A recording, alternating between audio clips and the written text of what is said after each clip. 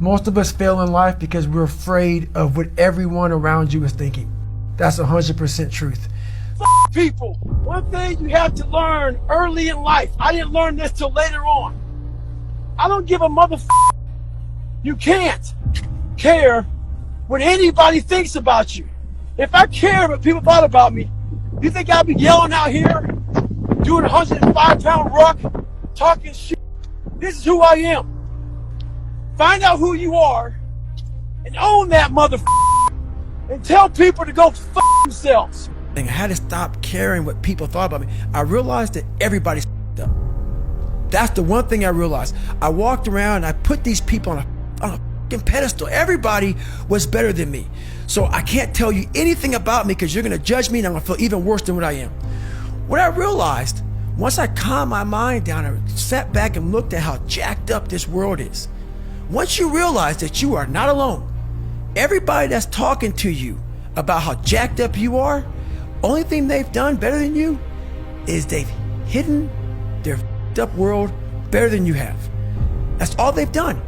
We live by the narrative of other people. When I first called a recruiter to be a Navy SEAL and I was 297 pounds, the first recruiter looked at me and said, "You're not gonna be able to make this, man." So what he was doing was he's projecting his energy on me. He knew he couldn't be a Navy SEAL. So God helped this black guy, because I was only the 36th African American to make it through in over 70 years. How's this black fat guy gonna make it through in my ass? He wasn't even willing to try. So he's projecting this. So a lot of us who are negative people, all we do is project how we feel on other people. A lot of times I'll be in a 200-mile run or something like that, and I'm all jacked up. Body's broken, mind's broken, spirit's broken. I started to say, what if I can pull this off? When I first walked into the Navy SEAL recruiter's office, he looked at me and said, there's only been 35 African Americans in 70 years make it through. You know what I said to myself?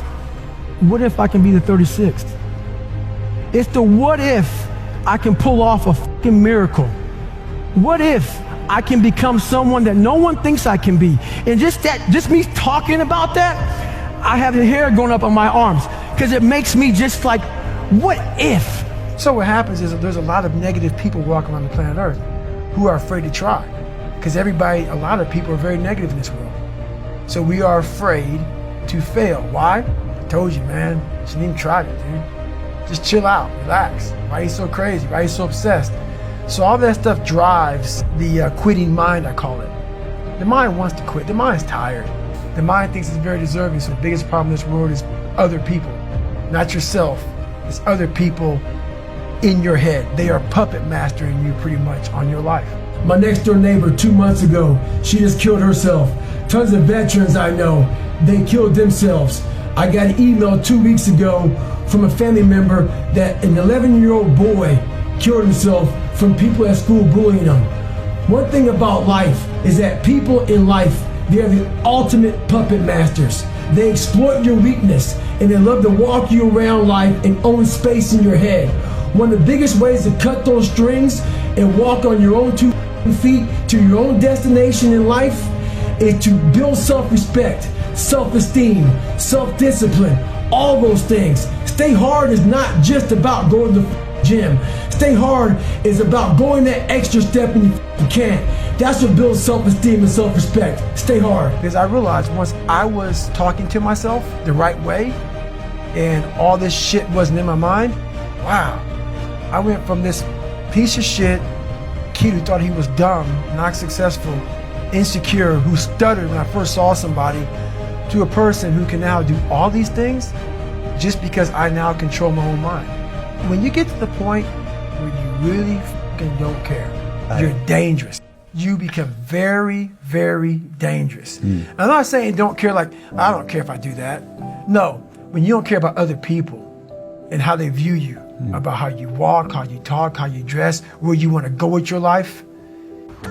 With success in life comes more haters. Don't make them hurt your feelings. Use them for fuel. Use them for energy.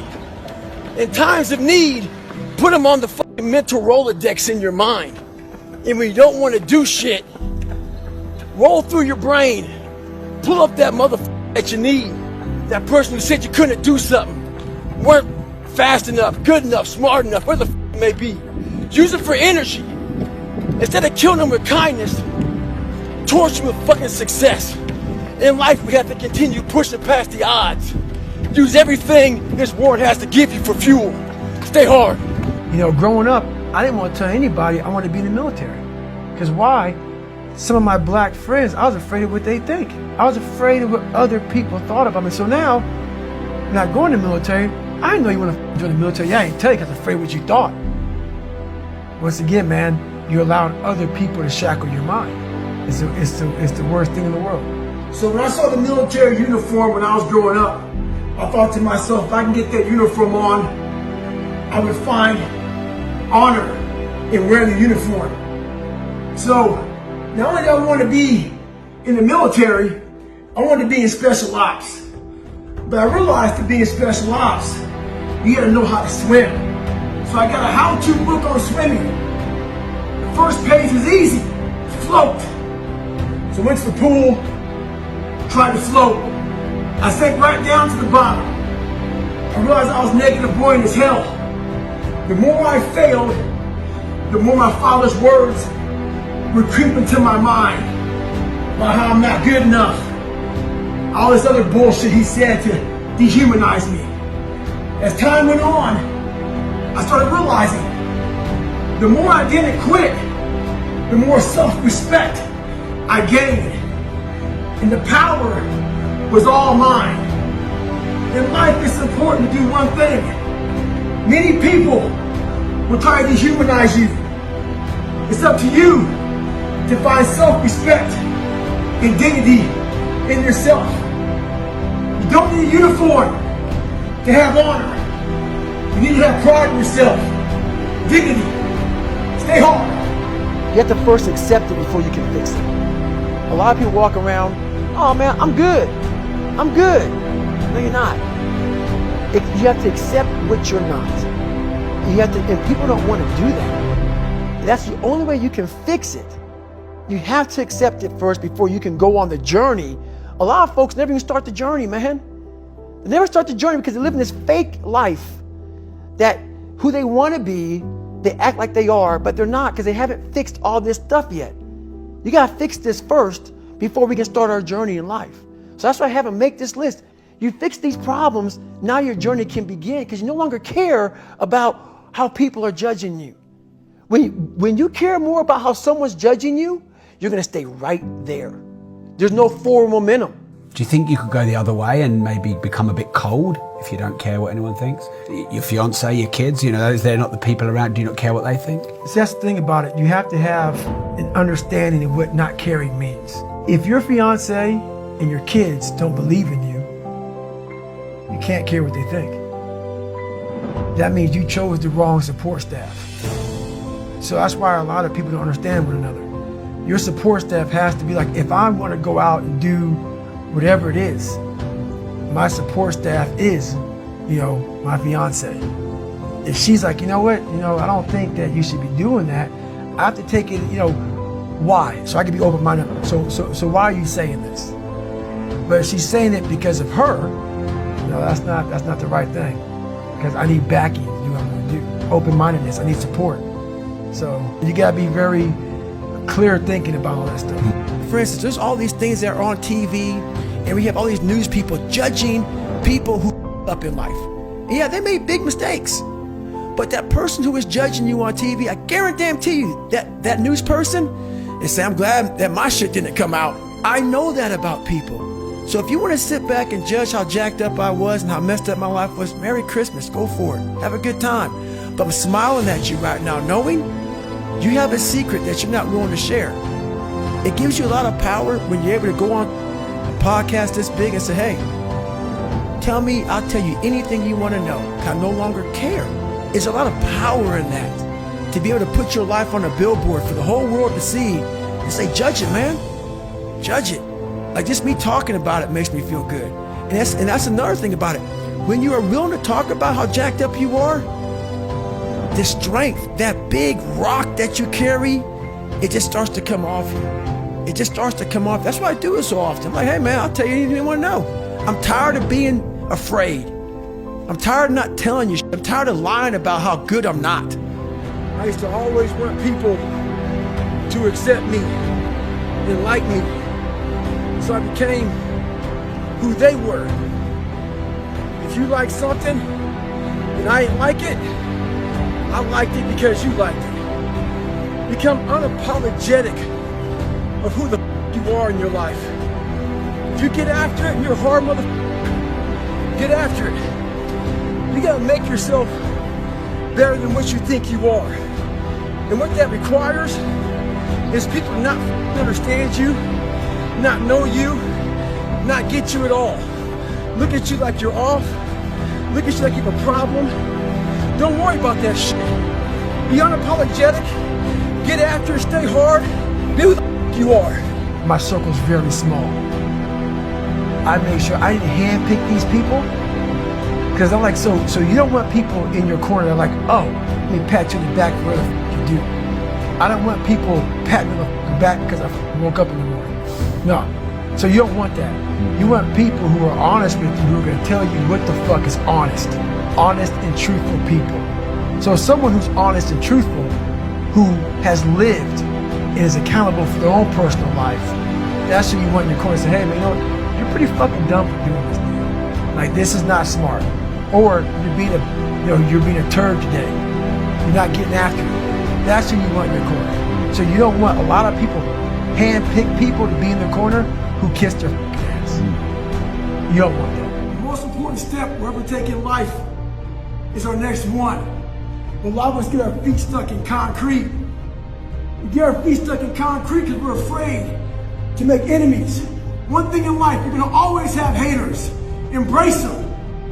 If you can walk on water, trust me, your haters will say you can walk on water because you can't fucking swim. Shut the fucking noise out. Embrace the fact that people don't like you. It means you're doing something right. Stay hard. Stay in the fight. But I don't respect a lot of people. Because how am I going to respect you if you're not grinding every day? And I don't mean working out, getting to the gym. Really going out there and grinding. So if you don't know how I'm living my life, how am I going to respect you? So you have to be a hard worker, period, dot. You got to work your fucking ass off. That's where I gain respect from you. So if you're working hard every day, now you have an opinion in my eyes. But if you're just a guy who talks shit and you live this life of talking shit, come on, dude. I understand one thing. You're just talking shit. But if I see you every fucking day of your life trying to be better, every day, going through all the wickets to be better, you got my attention. I respect you now. So we first have to face the real you. The real me is David Goggins. The real me is a guy looking at you right now saying, I don't want to be on this show right now because I used to stutter as a kid. And I'm afraid of that. I'm afraid that here in a second, I'm going to start stammering and stuttering and the whole world's going to know that I have all these issues. But that's when I see right now, okay, Goggins, you got to go on this show. That's Goggins. Goggins is saying, okay, David Goggins, you're a punk. Life made you this way. We can't live like this. We can't live in fear. We can't live in judgment. We can't be afraid of what the fuck people right now are looking at me saying about me. We cannot be afraid of that. That's Goggins. Goggins saying, fuck all of you who don't like me, who don't want it. And that person then comes in. But you have to be David Goggins and say, man, I'm afraid of this. I'm fucked up here. Life made me this way here. I stutter. I have these issues with reading and writing, and I'm fat and I'm insecure. You have to face that in that dark room. In that dark room is who you are. But in that dark room is where you have to create another human being that walks out of that dark room to face who you are. That's the only way you're going to get over all those things. You have to create someone else. Not like you have two different personalities. It is you. But you have to find strength. And that visualization of almost me cracking out Goggins, like almost like that Superman cape, like I'm coming out a different person, a person that doesn't give a fuck about anything. That's Goggins.